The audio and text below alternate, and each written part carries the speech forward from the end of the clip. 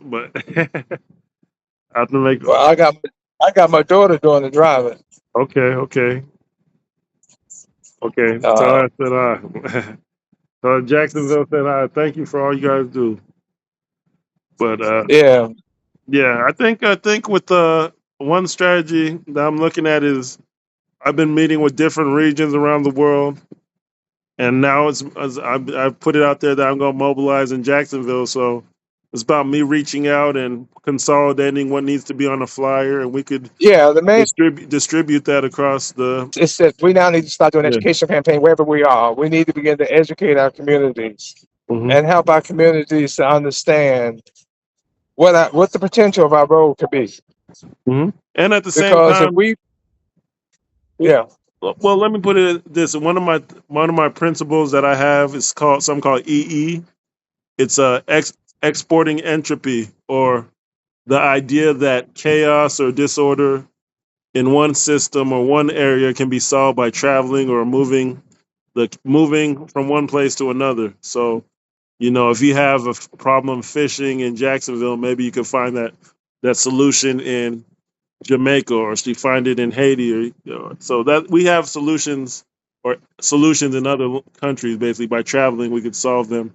For example, there's not a Caribbean travel network because of the colonialism and some of the issues that we can now solve if we bypass the pettiness strategically, but we can now have the first African Caribbean tour network and education network since Marcus Garvey 100 years ago connected the different islands, which are still under U.S. and European monarchs, and they're still colonized from 100 years ago, even though we got flag independence. We don't even have a proper African travel network. We just have Marcus Garvey Day, and they're all disconnected and disorganized, and this one doesn't work with this country, and the majority of the Caribbean culture is connected to Haiti, as far as the population side. But it's the information age. We're seeing a resurgence of things we thought were handled 100 years ago.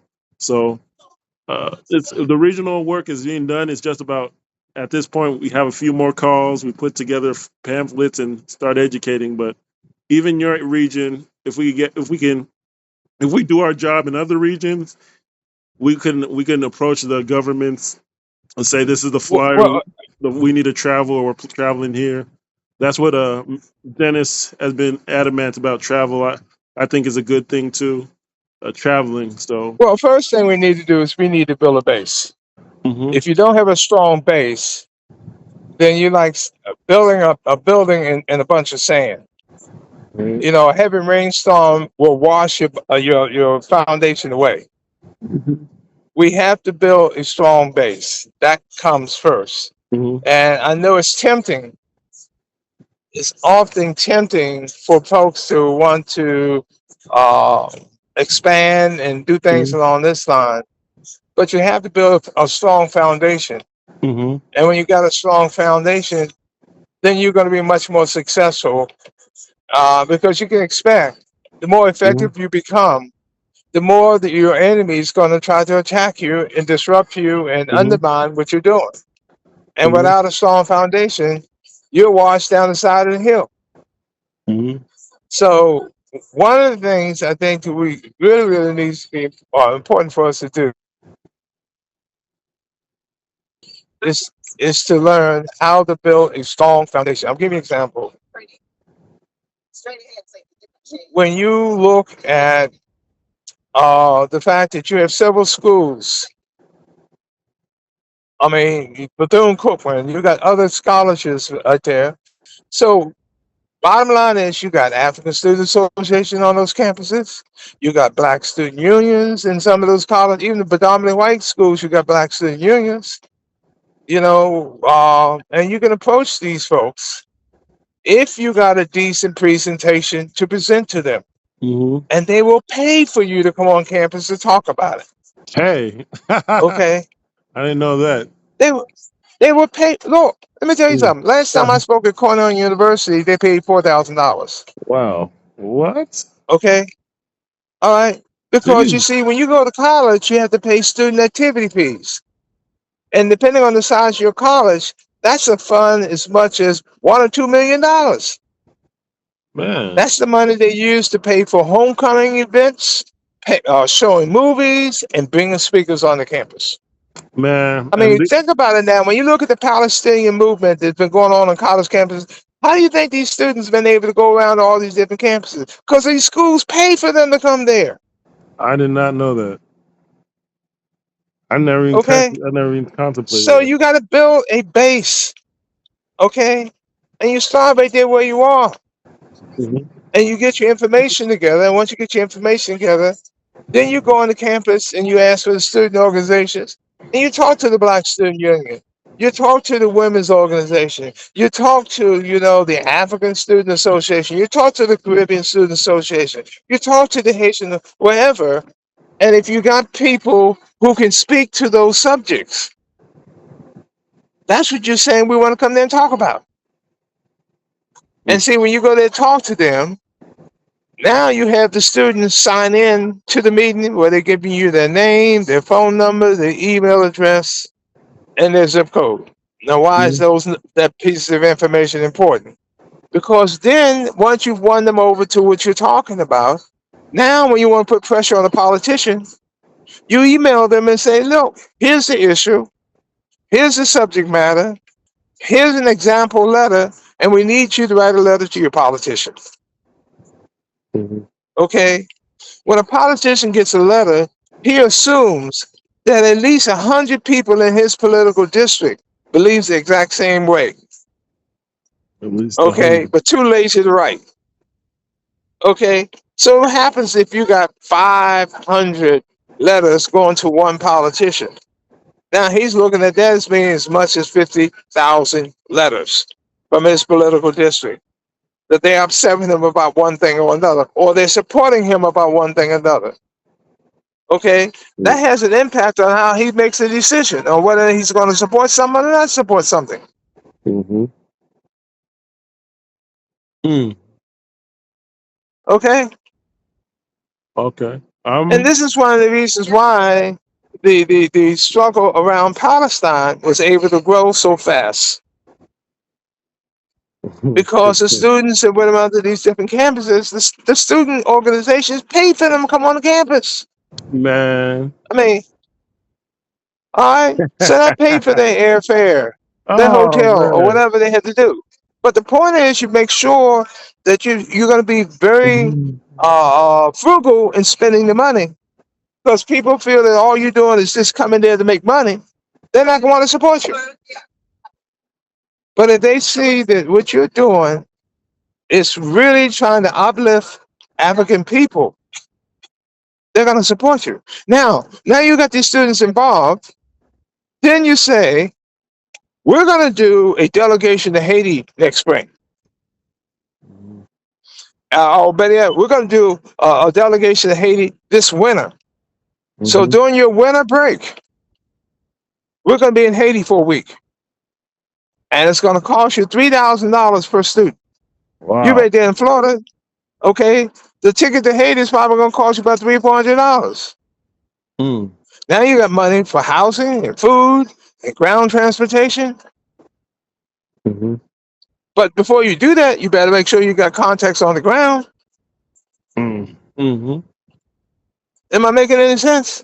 Yeah, it makes sense. In volume and quality, there have to be a balance. But my Okay. strategy for Jacksonville, I've actually connected with organizations and people in the community where Jacksonville's a big city, so we've been talking about north, east, west, south, having different basically sectors of the I city don't disagree working with that, together. but I'm saying you got colleges there. You have Hmm. colleges there in Jacksonville. Hmm. Take advantage of it. Okay. But what you're going to have to do is have your stuff tight. You're going to have Hmm. to be clear on what you're talking about to people, because people are going to do their homework. College students love to check out what people have to come there and say. Hmm. Okay. And if they see what you're saying is for real, they're going to want to support what you're doing. It's a And consolidated now what you presentation. got is a brigade of people willing to write letters and Mm. challenge the politicians. Okay. I Okay. need I need to do my homework. I know there's the activists. I know there's a lot of connections to colleges in my network. For example, well, let me just say Jacksonville, Florida, the AME Church University, Edward Waters. So they're connected to the city activism, the Gullah Geechee activism, or nationalism. There's also Well, immigrant pick a professors. subject, Yeah. right? So Pick a subject, okay, and then go talk to the student organization that can relate to that subject. okay. Well, I was And trying it to. may even have to deal. It may even have to come on campus to talk about a local issue in Jacksonville. I wanted to You know, it consolidate may. around, especially with the Sahel and what Dennis was doing. But I was wanting to make sure we're all on the same page. And then your Yeah, phone but got you don't have hacked. to even do this to hell. You may want to do this to hell, but you may not Hmm. want to do this to hell. You may want to start off by talking about a local issue right there in Jacksonville that people are pissed off about, Hmm. Hmm. and do your homework on it, Hmm. and then go in there and talk to them about it, and get their support, and then get the students to start writing letters to the city council or to the county council, because of course Jacksonville is Duval County anyway. Hmm. You know, and get them involved. And you guess what? When a student writes a letter to a politician and then the politician is obligated to write a letter back to them, do you Hmm. know how much support you now got that student wanting to support what you're doing? Huh? Hmm. And when they start writing the right letters to the governor or writing letters, 'cause especially the whole issue of Florida, talking about taking black history out of schools. Man, I don't know if they ever had it. I Okay? don't know if they ever had And it. you all pick up that banner and run with it. Hmm. Where you start getting students on college campuses all over Northeast Florida, write letters to their state senators and their state representatives and their governor, Hmm. challenging that move that they're making. Hmm. That's low hanging fruit. Okay? Hmm. And then you may organize a delegation of a car caravan or bus going to Tallahassee to lobby it. Now, what you're going to end up having is some of the black politicians who want to challenge that, wanting to join up with you because now you're bringing votes to Tallahassee. Oh well, we'll see. Okay? We'll see. Cause there's a lot going on with this. This what's going on in Africa right now affects everything, even the politics. Where people are saying Yeah, but you democracy know is what out. they I don't know if the international politicians are going politics to be. start at home. Yeah. International politics start at home. If people are not going to be concerned about something right in front of them what they can see, Hmm. why would you think they're going to want to be involved with something that they can't see? I can see. Well, in Jacksonville, it's funny because Jackson. Well, there's economics where they would want to participate in Africa. They're connected to culturally to the Caribbean and Africa, and there's a U.S. I commission don't on disagree with promoting it. that. But Jacksonville is a But funny place because they don't even acknowledge what's in their face sometimes because some people are scared about their heritage and their citizenship, a connection to that being connected to the Caribbean and Africa and the Geechees. Jacksonville is a different place where people are scared of their own well, shadow. again, To but people organize. also know that their communities have been messed over. Hmm. People know that they can't get decent housing, that they can't have a decent school, that their kids are going in substandard schools Mm-hmm. in the black community, while on the white side of town, the county spend a lot more money for education on the white side of town.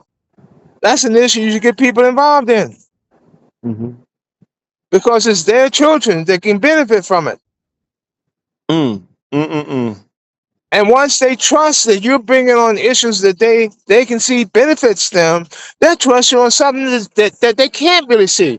They may not be able to see what's going on in the Caribbean, but they know now, hey, you came to them and helped them get organized around an issue that meant something to them. So hey, they're gonna trust you on something that they may not even know the exact details on, except for what you're explaining to them about what's going on in Haiti or what's going on in Jamaica or what's going on wherever. That's a good idea. Children, like children rearing or children something It's children. like a Yeah. ladder. You got to start off on the bottom round. You can't start off on the top round of a ladder and think you're going to be able to make it to the top. Mm. You got to build trust. Mm-hmm. Mm. Anyway, it's Well, something for you to think about. I appreciate it. This is like an interview, and or turned into an interview, but yeah, I'm very. A lot of people are excited. It started off 7 years ago, pulling teeth, and then I think the last week I saw a man at the bus stop with a Burkina Faso Ibrahim Traore shirt. So Yeah, I never seen that in my life. But right, and that's great. but But the like I said culture changed again, overnight almost, or it's been building develop up. a trust within inside your community, and then you can talk to them all day about Burkina Faso and what's going on Mm-hmm. in Haiti and elsewhere, In Congo, and you got their Sudan. support. Yeah. All All right, right. brother. All right. You take Thank you. care.